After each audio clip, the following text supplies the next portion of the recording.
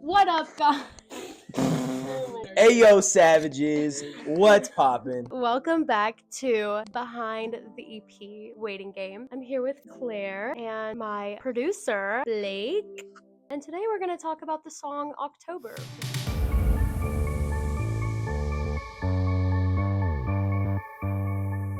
The first question I have for Sav, what inspired this song specifically? So what inspired when I wrote this song was a breakup, and that relationship had started in October, like the year prior. And so then the whole thing happened, the breakup, and then it was rolling back around to the next October. And so I was like, oh, I gotta write a song about this feeling, how it's been a year, and now I want you to come back to me when October comes back around, because that's when everything was good and happy and beautiful. Shout out.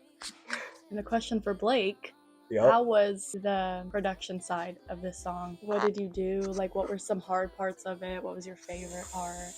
I think it was very fun to try to figure out how to mix my sound and Sav's sound with Nevermind. I had to really fit a sound that is not at all mine. But October was like the perfect, very much sounds like I produced it. It was a sound, and I got to put a lot of my creativity into it, but still sounding how Sav wanted, and Was it fun. challenging?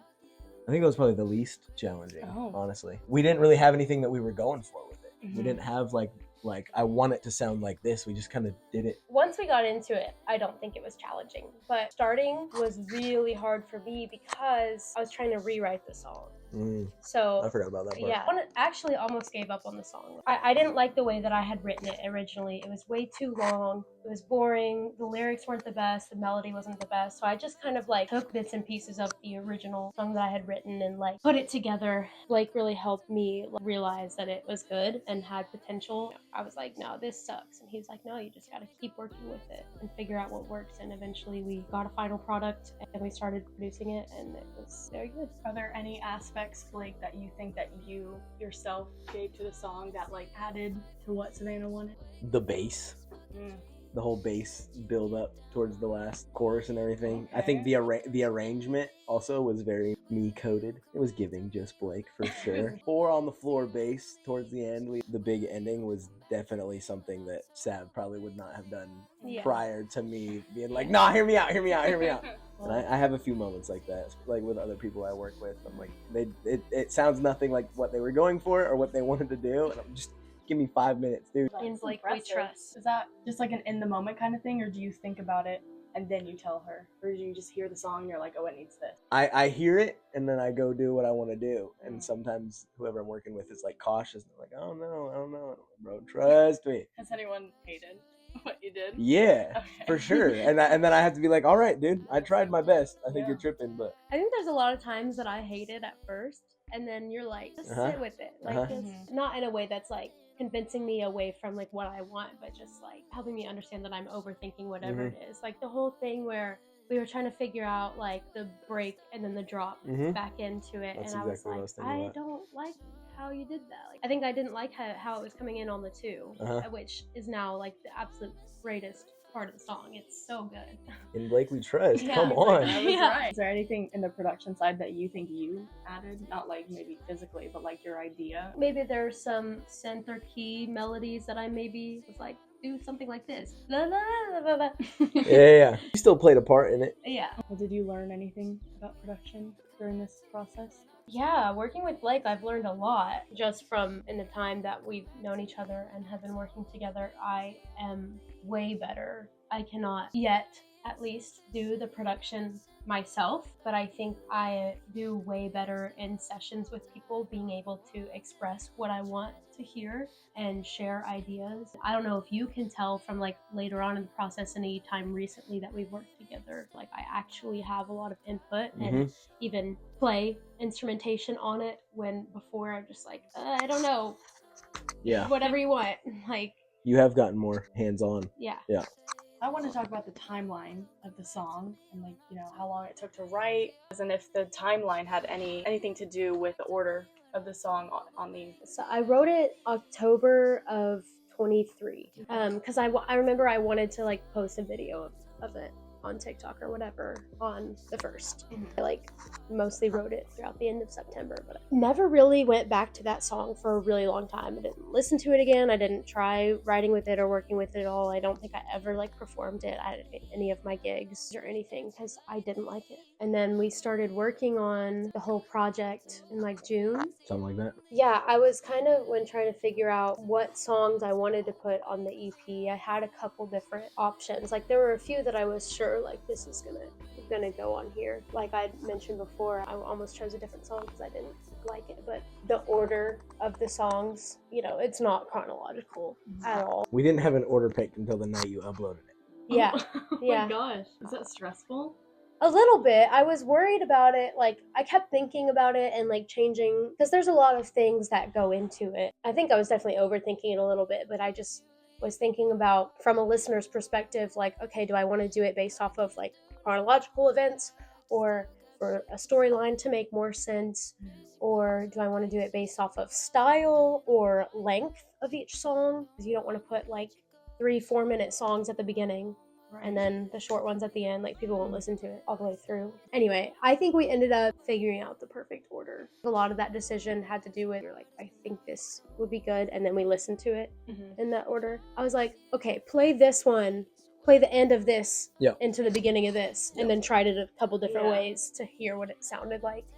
What kind of input did you have on the order of the songs? I think, what was your original idea for the order? I knew I wanted Somewhere in Between to be first. Right. I remember you specifically having one idea that for some reason I was not fucking with. Yeah. So then I gave you an idea and you were not fucking with it. And so we just went back and forth until we were both fucking with it. Did going back to October give you any sort of like closure or feeling better about the EP, reworking it? Were you like proud of it? I was definitely proud of it. I was so excited that I was able to take something that I didn't like and make it into something that I'm really passionate about. I think just the whole EP and the whole process of doing it in general gave me a lot of closure. I think each song just has its own really specific meaning and way that it sits with me, as well as how like I want it to sit with the listener. Well, Blake, she said that you like kind of encouraged her to keep trying with this song. Like, what kind of advice from a producer did you give her to help her like make this song come to life? That was so long ago, I don't remember. Well, is there any process you have to like encourage a writer to... No. Okay. Sorry. I wish I had a more interesting... I don't know. I don't really think about what I'm doing or how I'm doing it. I just kind of do it. What was your question earlier? Like, what was the best thing that you learned from the making of this song? Yeah. And I think my answer to that would be is teaching Seb fucking just fuck around and find out. Like, that's what it is. Stop thinking about it. Just do it and see what happens. If you don't like it at the end, move on. Try again with another one. Yeah. At this time with this song, I was also like getting concerned about like, even though it was June and I wasn't planning to put it out until October, I was like concerned about time limit and getting everything done. And you were real all stressed that. out. I was very concerned. I was like, we need to get a it down lot by of time. this date, this date, and this date. And Blake just kept being like, no, we have so much time. Like, but no, time goes by so fast. Like, I can't, it's basically November. 2 days. November. Calendar on your wrist. Oh, yeah, she got it. Hold on. She got a calendar on her wrist. Let her pull up her calendar really quick. I forgot what I was saying. Fuck around and find out. Oh, I was so worried about getting everything done by a certain time. And I think one of the most important things that I learned, to a certain extent at least, is that the quality of the project is just so much more important than, you know, it being out and being ready for this by this date. All that to say, I needed to just fuck around and find out and like chill out a little bit. Like, I asked her about the timeline. What was the timeline like for production? Like, what instruments did you start with, and like how long did that take? And well, it started with just in like May or something. We started working on Somewhere in Between, and that was kind of like the only song we had. And that song just, you know, got done. And then as soon as she asked if we could do the whole EP, everything just kind of like, we didn't really like finish it song by song. It was kind of like every song kind of started, and then we'd go back and add some more, and then we'd go back and add some more. So little bit by little bit over piecing it together 5 months or whatever it was. Definitely was a bit all over the place. Yeah, and mixing and mastering all of the songs at the exact same time. And did you At do the very that? last minute. Yeah, for the most part. Yeah. How was that process? Is that hard? I've never done that. I wouldn't say it was hard. I'm sure in the future I'll look back on it and be like, I probably could have done better because I've never like I could mix October, but the other stuff was not in my style at all. Oh, okay. And so it wasn't hard, but I don't know the sound well enough to know if I did good at it.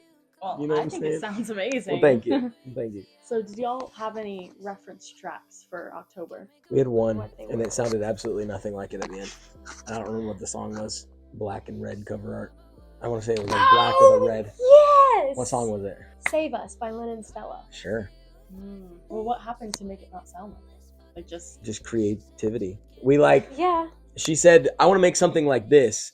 And so I made a melody and drums that sounded pretty much identical that followed the chord progressions for October. But it was just like the main starter of it, like the main frame of it had that reference. But everything that we added after that, the vocal style, everything sounds not even close. How do you do that? Like, how do you listen to a song and be able to like emulate the melody and drums like that? I've been producing for like 8 years or something, and so I've learned kind of how I can tell for the most part if I listen to a song what instrument did they use and what effects are on it and what makes this sound unique. So like if I remember correctly, probably the side chained kick to the piano to make it duck like very dramatically. That was probably the biggest thing. But then just knowing like, oh, they didn't use a snare, they used a snap, or the kick is very dark and not like there's no reverb on this, or there's extra reverb on this, you know. If I can tell what they did, then I can just copy what they did, but still to get that same, you know, atmosphere. But even with making beats with Ash or whatever, like when we make our own beats, we'll be like, so what are we going for? What have you been listening to? And then we'll listen to a song and be like, let's make a beat like this. And then we make a beat and we go back to that song and be like, this sounds nothing like it. It's gas, but you know, we put our own twist on it or whatever. Sometimes a reference is just a spark to get something completely different going. Yeah. Can we talk about each like aspect of the song and like what like instrumentation you chose and why you chose that and how it was so important to building the song? Hey. We're filming Filming an a interview. film. Oh, you're fine. You come say hey. Are you sick? So, do you know what we started with? The Talked piano, about that. Yeah. the piano and the basic drums. Yeah. I don't know like what order everything came in at all, but the lick, that added a lot. And one thing I really, really love about that specific sound that it gave was the way that you played it was like, you know the sound that a guitar makes when you move and it's like, eek! Like a squeak sound. I don't know. It's like you know what I'm talking. Okay. Yeah. Anyway, it sounds so much like birds chirping to me, and I kept hearing that, and I didn't realize it was coming from the guitar, and so I literally thought that you put like bird chirps in it. I was like, that's weird, but really cool. It sounds great. It's just the squeaks going through the delay. Yeah. Oh, it sounded really good. So that's something that was like accidental, but I really loved. Then there was the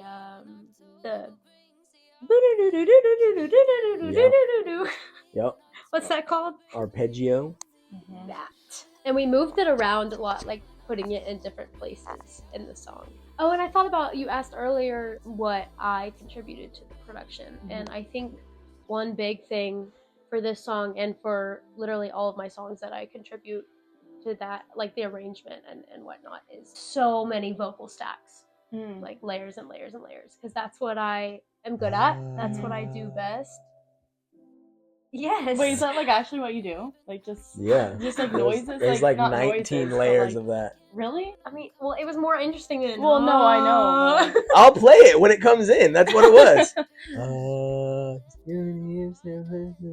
and it moved, yeah. Interesting. Yeah.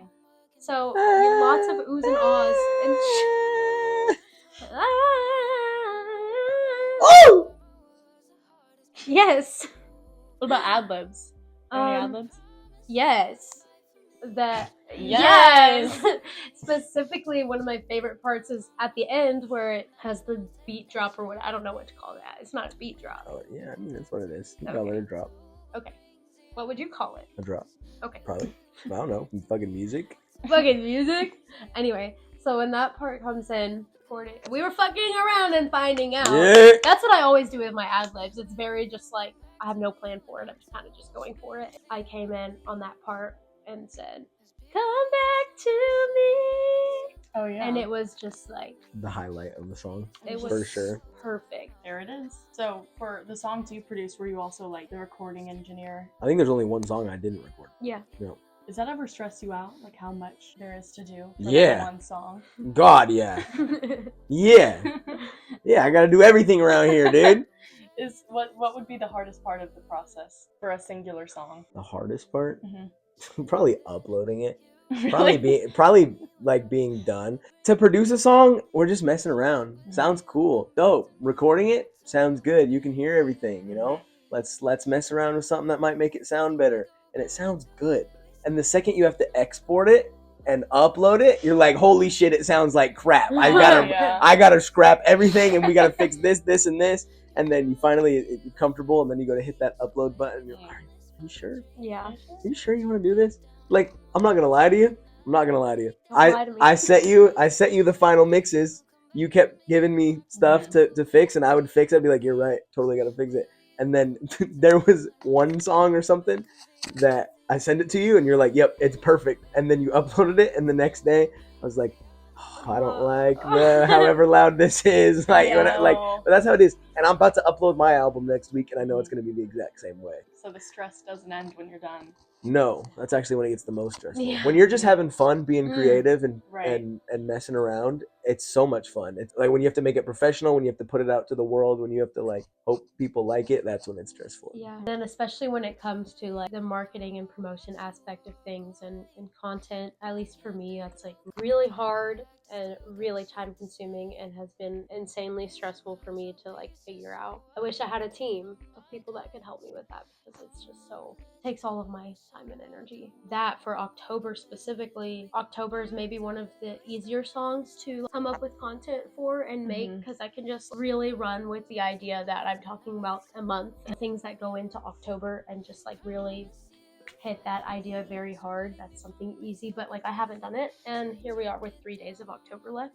So yeah, because I can't just keep talking about October in November. Maybe just make it like, this is my favorite month. Yeah. Is it your favorite month? Honestly, Other than April? yeah. It's the best I month. do really love it's a wonderful Great month. month. Please leave that in there. Wrap it up. What are y'all yapping about? You said wrap it up. Oh. So I looked at him and I said, can't get you pregnant, baby. Oh, my ego baby. Shout out Blake's album is about to come out November 22nd. Yes? November 22nd, album. Nice. Say hi, Ash. Hello, everybody. That's Ash. Love that guy. Dope. Bye. Yeah, thanks for watching and listening and all that shit. Like and subscribe and comment. Go stream. Waiting game. Oh my god. My Go name is stream Blake. Waiting game. And you're watching Disney Channel. Okay, Bye.